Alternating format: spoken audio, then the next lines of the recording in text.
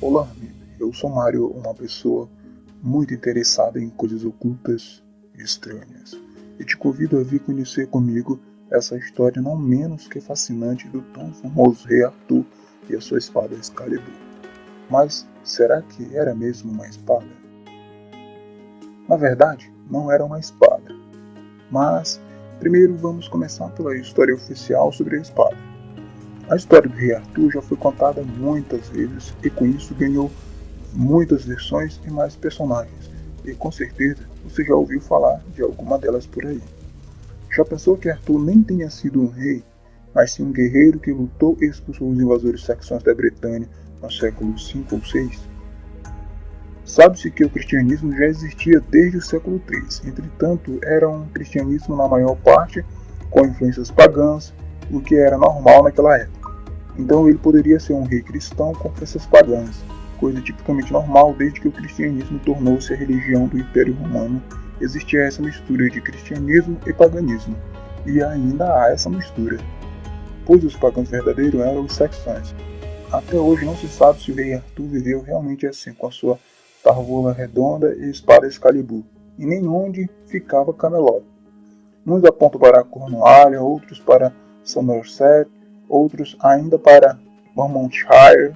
Na verdade, em Somerset, arqueólogos descobriram vestígios de uma fortificação do século VI, com enormes anéis circuncêntricos de aterros, cobrindo mais de 7 hectares que contornavam um poderoso castelo. Porém, não se conseguiu provar que fosse mesmo a tão lendária Camelot. Agora vamos ver de um outro ângulo essa história, segundo a história contada pelos judeus sefaraditas e suas tradições orais. O Império Romano, através da Igreja, havia decretado a escravidão de vários povos da Europa até a Ásia e Oriente, e todos os povos que não aceitavam se submeter à Igreja eram tidos como hereges e pagãos. Se fosse hoje, chamariam de ateus. Porém, o interessante é que a Igreja, quando escravizava os povos das nações, pegavam os seus deuses e adaptavam como santos de propriedade da própria Igreja, ou seja, a Igreja pagã perseguindo os povos pagãos. Na realidade, isso tinha interesse político, como sempre teve. Por conta da destruição do Templo de Jerusalém, os judeus eram forçados mais e mais ainda a migrarem e se misturarem com as nações da terra, fugindo de um lado para o outro em todas as partes do mundo. Decretos eram abertos em todas as partes onde a Igreja havia se instalado de matarem judeus. Os judeus sefaraditas migraram por toda a parte da Saxônia, nome antigo da Inglaterra, do Reino Unido. A Saxônia se dividiu em dois reinos, a Saxônia dos bárbaros operadores de Dog, entidade em forma de cão. Como o inglês vem do inglês da Inglaterra, esse nome foi adaptado de forma ao contrário, God, Deus em inglês. Outro reino apoiado pela Igreja Romana era a Bretanha, que também fazia parte da antiga Inglaterra. É aqui que entra em ação o jovem guerreiro pagão convertido forçadamente ao cristianismo por nome de Arthur ou Arturius, em latim, como o exército romano o chamava. Como de costume, o Império Romano precisava de mais soldados, e de cada nação tomava jovens escravos, levando-os para treinar e serem a infantaria de elite de Roma. No meio desses jovens guerreiros, lá estava o jovem Arthur, de família nobre, que havia sido capturado em um dos ataques da frota romana em suas terras. Arthur ficou órfão de pai e mãe. Viu todos de sua aldeia serem mortos por espadas romanas. Arthur se torna um grande guerreiro e forte general, porém nunca se esqueceu de suas origens. Com 30 anos, tendo alcançado o status da patente maior no exército romano, ganha uma legião de soldados, sendo que 12 eram os mais valentes da época. Nesse tempo, Arthur e seus homens são designados para examinar os anglo-saxões, que não queriam se curvar às ordens da Igreja Romana. Com isso, o general Arthur viu uma grande oportunidade de pôr em prática o seu tão grande e sonhado plano: se aliar aos bárbaros saxões e expulsar Roma de uma vez da Inglaterra. Logo assim que cruzou as fronteiras anglo-saxônicas, mandou mensageiros para falar em seu nome ao líder do clã dos saxões, Merlin, um mago místico e astrólogo quântico muito elevado para aquela época. Para entender melhor, observe a palavra mago. É uma forma mal traduzida da palavra sábio ou cientista, e geralmente no pensamento ocidental, quando se ouve a palavra mago, O primeiro pensamento é que se trata de um bruxo, não é mesmo? Entretanto, não é. Um mago é todo aquele que tem um entendimento filosófico, científico, místico ou quântico sobre qualquer assunto.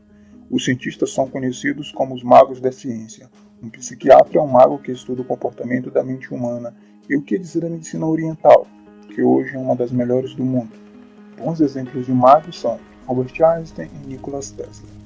Mas vamos lá, voltando para falar de Arthur e sua espada milagrosa.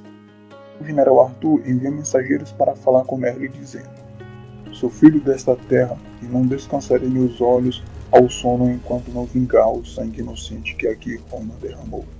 Quando o papado romano soube da traição de Arthur e seus homens, imediatamente mandou 300 soldados para matar os saxões e trazerem a cabeça de Arthur fincada numa lança. Arthur, com receio de ser traído, fez o voto de sangue com seus homens de dividir as terras reconquistadas com cada um deles. Também criou uma organização de conselhos chamada de Távola Redonda ou Mesa Redonda, onde discutiam assuntos estratégicos e militares com seus 12 cavaleiros generais. Arthur e seu exército vence os 300 soldados romanos e começa a tomar todos os territórios. Isso desencadeou um ódio grande da parte de Roma, forçando a igreja romana a enviar 10.000 soldados. Uma elite completamente diferente, homens com sede de sangue mais parecidos com bestas do que seres humanos. Além desses soldados, eles tinham suas máquinas de guerra, catapultas que lançavam pedras enormes a longa distância. Também tinha a máquina das 1000 flechas, uma versão antiga da metralhadora de hoje. E mais uma máquina que era a mais temida de todos, um canhão que tinha mecanismo que disparava bolas feitas de argila e recheadas com uma mistura química incendiária conhecida como fogo grego. Os canhões da época poderiam transformar um copo de água em vapor suficiente para disparar os projéteis. Observe, alguns dizem que eram bolas de ferro, mas a verdade é que eram realmente formidáveis. Esse tipo de canhão foi usado contra os judeus em Massada, Israel, mas isso é uma outra história. E agora, como lutar e vencer um exército assim? Um exército tão temido pelas nações. Um exército com um poderio bélico quase avançado para aquela época. Arthur, que um dia também pertenceu ao exército romano, conhecia muito bem essa elite de soldados e sabia que ele e seus homens morreriam em batalha. Então, é nesse momento que entraram em ação os judeus sefaraditas, que viviam amigavelmente no meio dos saxões e que temiam também por suas vidas. Os judeus relataram para Arthur de que maneira o Elohim havia feito milagres e prodígios no Egito, e que também havia feito o Mar Vermelho se abrir. Tudo isso através do cajado de Moshe. Pois é, esse é o nome verdadeiro de Moisés. Entretanto, não falarei disso aqui. Também relataram para Arthur que quando os romanos destruíram o templo de Jerusalém, eles estavam procurando o cajado milagroso de Moshe e a Arca da Aliança, pois os romanos sabiam e temiam a existência desses dois objetos sagrados.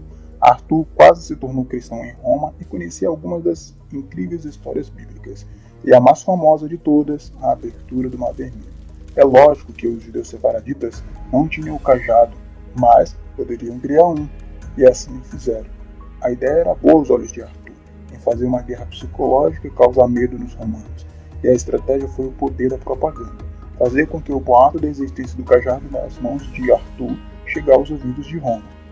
Os judeus artesãos forjaram um cajado de bronze com o peso de 6 quilos e talharam nele os 42 nomes sagrados pelo qual o Eterno é chamado em toda a Tanakh, o Velho Testamento como vocês conhecem. Também ensinaram o segredo dos nomes para o sábio Merlin. A propaganda foi criada da seguinte forma: o cajado havia caído dos céus e fincado em uma pedra e que dele saiu relâmpagos e fogo, e que ninguém tinha conseguido tirar o cajado da rocha, a não ser Arthur Grande. Para enfeitar mais ainda, Arthur mandou queimar um monastério em uma aldeia próxima, mandando mensageiros dizerem para o exército romano que tudo isso tinha sido feito através dessa grande arma, o cajado de Moshe, ou Moisés. A propaganda funcionou. As notícias se espalharam, fazendo assim o grande exército romano recuar no seu propósito de atacar Arthur e os saxões. Temente, os generais romanos mandaram cartas para Roma diretamente para o papado sobre o que deveria ser feito, pois os soldados já haviam desertado e fugido temendo o cajado. A igreja romana mandou também mensageiros para Arthur para que ele lembrasse que havia feito o voto de um cristão. Arthur, vendo que o plano tinha funcionado, pôs em prática um ataque para expulsar de uma vez por todas os romanos do território da Inglaterra. Na calada da noite, reuniu todos os soldados e também camponeses com a idade para a guerra e marcharam em direção do quartel do exército romano e com tochas de fogo queimaram toda a muralha. Os romanos não puderam fugir e quando as chamas acabaram, só restando fumaça, viram que estavam cercados de ambos os lados. Quando o exército romano viu Arthur e o sábio Merlin com o cajado nas mãos, tentaram fugir, mas as flechas dos saxões os atingiram aos montes, dando um fim em todo o exército romano. Enquanto Arthur esteve vivo, o Reino Unido da antiga Inglaterra foi próspero. Depois de sua morte, os antecessores se agregaram novamente a Roma. E então, essa é a história de Arthur e a sua espada que era um cajado. Acredite ou não, existem muitas coisas que são ocultadas de nós.